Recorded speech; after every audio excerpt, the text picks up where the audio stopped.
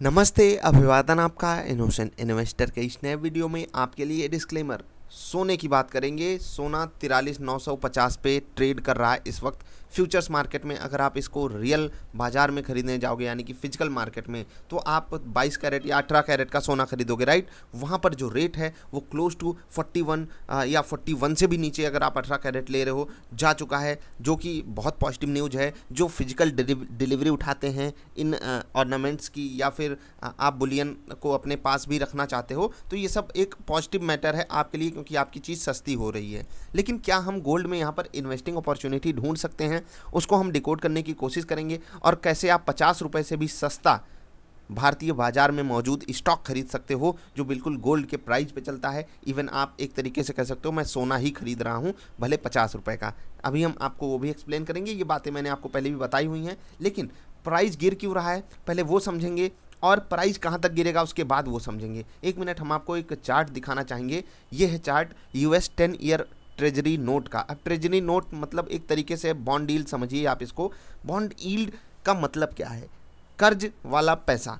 मतलब कि मैं आपको पैसा दे दूं, आप मुझे अगर 1.25% ब्याज यानी कि 1.75% ब्याज दे दो, मैं खुश हूँ। मैं शेयर बाजार में पैसा नहीं लगाऊंगा, क्योंकि मैं यहाँ पर सेफ गेम प्ले करना चाहता हूँ। बात समझ रहे हो? मतलब अगर आपको अपने पैसे पे रिस्क नहीं लेना है, तो आप कौन सा फंड लेते हो? डेट फंड लेते हो, या फिर आप किसी को उधार देते हो, या बैंक में FD रखते हो, जो बैंक दूसरों को ब्याज के तौर पे बांट देता है कि लो भैया हम इसको एज अ लोन आपको दे रहे हैं, और वहाँ से जो पैसा आएगा उसमें से कुछ पैसा आपको दे देंगे, वही हमको FD में रिटर्न मिलता है, ठीक। अगर आप देखोगे तो बॉन्ड डील्स में ज़बरदस्त तरीके से इजाफा आया है। अब आप एक चीज़ समझिए, यहाँ पर इक्विटी मार्केट को कोई चोट पड़े ना पड़े, लेकिन गोल्ड को चोट पड़ती ही है। क्यों? इसको याद रखिएगा ये चार्ट, कि बॉन्ड डील जो कि 0.5% से थोड़ा सा ऊपर, यानी कि आप कह सकते हो 0.6 0.7% पे था, वो वहाँ से डबल हो चुका है। यानी कि बहुत भयंकर जंप आया है बॉन्ड डील्स में, बॉन्ड डील्स के ओवरऑल रिटर्न सिनारियो में। अब गोल्ड की बात क्यों हो रही है, बहुत ध्यान से समझिएगा, क्योंकि गोल्ड को भी हम एक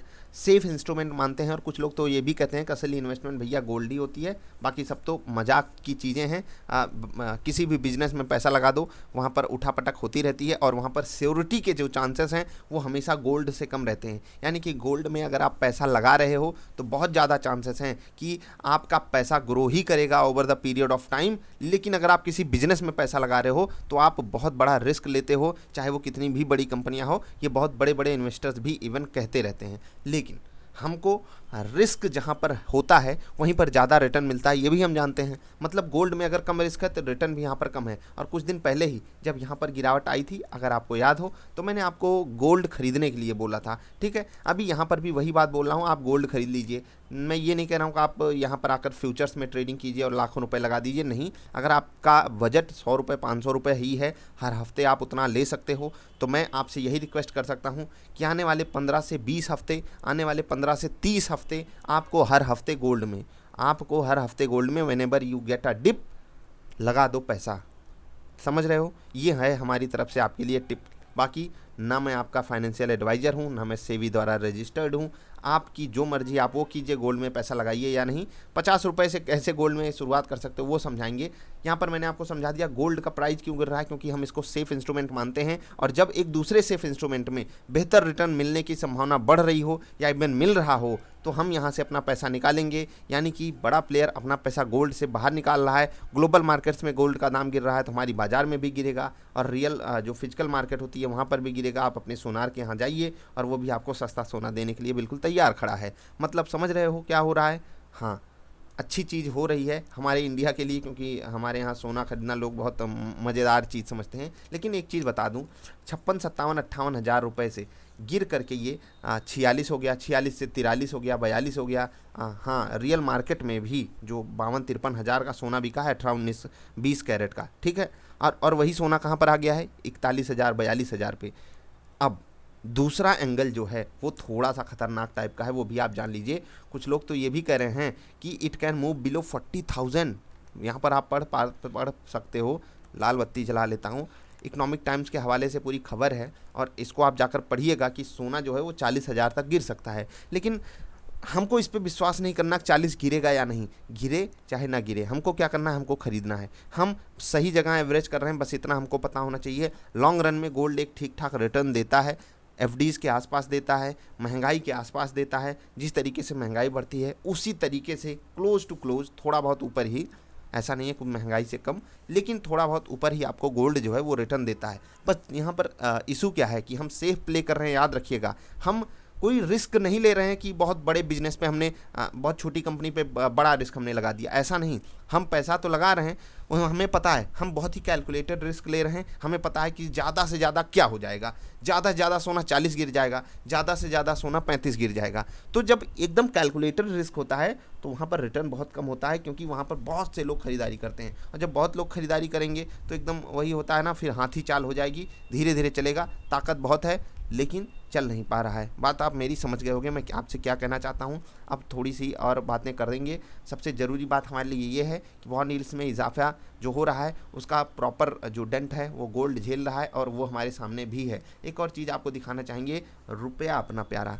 आप 26 फरवरी का चार्ट देख लीजिए, कितना भयंकर बना था, रुपया कमज़ोर हुआ था। एक्चुअली हमारा रुपया कमज़ोर होता है जब कैंडल ग्रीन बनती है। इसको आप उल्टा देखिएगा, जितना ये चार्ट नीचे आ रहा है उतना हमारे देश के लिए, हमारे देश की बहुत सी कंपनियों के लिए बहुत फ़ायदेमंद चीज़ होती है। लेकिन ये जितना ऊपर जाएगा, समझ रहे हो, जितना ऊपर जाएगा उतना जो कंपनियां विदेश में काम करती हैं या फिर जिनका विदेश से पैसा आता है उनके लिए उतना अच्छा होता है। तो आप इसको समझ सकते हो कि अभी पिछले दिन ही आप यहाँ पर देख सकते हो 30 मार्च को, यानी कि जब भारतीय बाजार में धमाकेदार तेज़ी हो रही थी, उस दिन भारत का रुपया बहुत ही बेकार तरीके से कमज़ोर हुआ था। आप देखोगे क्लोज टू ₹1 का होने 80 पैसे का मोमेंटम आ गया था रुपए में। रुपए की कमजोरी 80% की हो गई थी। 1 मंथ के हाईज के आसपास जाकर ट्रेड कर रहा था। आज ऊपर से थोड़ा सा ठंडा माहौल हमको देखने को मिला। याद रखिएगा, अच्छी चीज़ है रुपया अपना मजबूत हो। मजबूत का मतलब क्या है कि रुपया जितना नीचे आएगा, मतलब कि रुपया अगर 70 पे आ गया, मतलब $1 के मुकाबले हम 70 रुपये पा रहे हैं। बात समझ रहे हो ना मैं क्या कह रहा हूँ? नहीं पता चले आप कहो कि अरे सर आप क्या बोल रहे हो, रुपया नीचे आ रहा है मजबूत हो रहा है। हाँ भाई, जितना नीचे आएगा उतना मजबूत होगा। अब इससे क्या बॉन्ड डील्स का कोई कनेक्शन है? जी हाँ, वही मैं आपको समझाना चाहता हूँ कि अलग अलग इंस्ट्रूमेंट होते हैं लोगों के पास इन्वेस्टमेंट के। अब लोग क्यों रुपए में इन्वेस्टमेंट करें? अगर उनको लग रहा है भारतीय रुपया कमज़ोर हो रहा है तो कोई पैसा क्यों लगाएगा? और रुपया क्यों कमज़ोर हो रहा है? क्योंकि हमारी आर्थिक स्थिति थोड़ी सी डामाडोल हो सकता है दिखाई दे जाए। कुछ बड़ी ब्रोकिंग एजेंसियां बोल रही हैं कि बैंकों के एनपीए से एक बड़ी मार पड़ सकती है। भारत में महंगाई वैसे ही बढ़ रही है, आप एफएमसीजी कंपनियों को देख सकते हो, उनकी परफॉर्मेंस नहीं निचोड़ के आ पा रही है। बात ओवरऑल इन्हीं सब चीज़ों की है। तो हमको अपना इन्फॉर्म्ड डिसीजन लेना है, हमको बाइंग करनी है गोल्ड की, और गोल्ड बीज ये आपके लिए बेस्ट पुख्ता ऑप्शन अवेलेबल है। आप देख लीजिए, यहाँ पर बड़ी गिरावट लगातार जारी है और इस गिरावट में आपको बाइंग इनिशिएट करनी चाहिए। चार्ट थोड़ा सा प्रैक्टिकल सा नहीं लगता है, लेकिन फिर भी अगर आप देखोगे परफॉर्म जो है वो गोल्ड के आसपास ही ये करता है। चार्ट में जो इशू आता है वो है लिक्विडिटी के कारण। थोड़ी सी लिक्विडिटी यहाँ पर कम होती है, लेकिन ऐसा नहीं कि आप बेच ही नहीं पाओगे। रेट ऐसा नहीं है कि गोल्ड का बहुत तेज़ी से फ्लक्चुएट करता है कि हम आपको बहुत बड़ा नुकसान हो जाएगा, लेकिन लिक्विडिटी का थोड़ा सा इशू आता है। इसीलिए डेली आप कुछ कुछ क्वांटिटी खरीदिए, और जब बेचने का मौका होगा, जब हम एक ठीक ठाक रिटर्न कमा लेंगे, याद रखिएगा यहाँ पर वो पैसा डालिएगा जिस पे आप कम रिस्क लेना चाहते हो और कम रिवार्ड पाना चाहते हो। ये शेयर बाजार के पैसे का अल्टरनेटिव मत बना लीजिएगा इसको कि वहाँ पर रोज़ 5-5% ऊपर नीचे आपके शेयर्स होते हैं, वो ऐसा होगा नहीं भाई। गोल्ड में रेयर चांसेस में ही बड़ा मोमेंटम आता है, बाकी गोल्ड 1-1.25% यहीं के आसपास घूमता टहलता रहता है। वहीं पर आपको बाइंग अपॉर्चुनिटी इनिशिएट करनी चाहिए।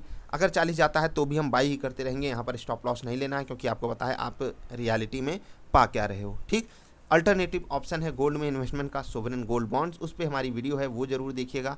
हम आप में से बहुत से लोगों को इंटरेस्ट होता है, हमारी फैमिली को इंटरेस्ट होता है, तो हम आप यहाँ पर भी इन्वेस्टमेंट कर सकते हैं। कोई तकलीफ वाली बात नहीं होगी। ठीक, ऊपर से बड़ी गिरावट आ चुकी है, ठीक ठाक करेक्शन आ चुका है, हमें उसका फ़ायदा उठाना चाहिए।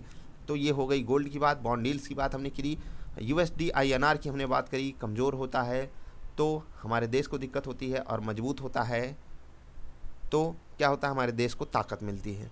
हमारे देश में अभी रुपया और कमज़ोर हो सकता है क्या? देखो, अभी तक बात चल रही थी डॉलर के ऊपर नीचे होना, डॉलर कमज़ोर हो रहा है, डॉलर कमज़ोर हो रहा है। और डॉलर क्यों कमज़ोर हो रहा है? क्योंकि बॉन्ड डील्स। अब सारी चीज़ें एक दूसरे में कनेक्टेड हैं, हम किसी चीज़ से एक चीज़ नहीं निकाल सकते। जैसे कि होता क्या है कि हमारी अपनी बाज़ार जो है, अगर आप देखोगे टॉप से थोड़ी बहुत गिरी हुई है, लेकिन अगर हम इसको बॉन्ड डील से कनेक्ट करें तो बॉन्ड डील्स क्लोज टू अपने हाइज के आसपास ट्रेड कर रहा है। ठीक है, आप यहाँ पर देख सकते हो हाइस के आसपास ही है ना, लेकिन हमारी बाज़ार क्या है, गिरना रुक गई ना, गिरावट थमी कि नहीं।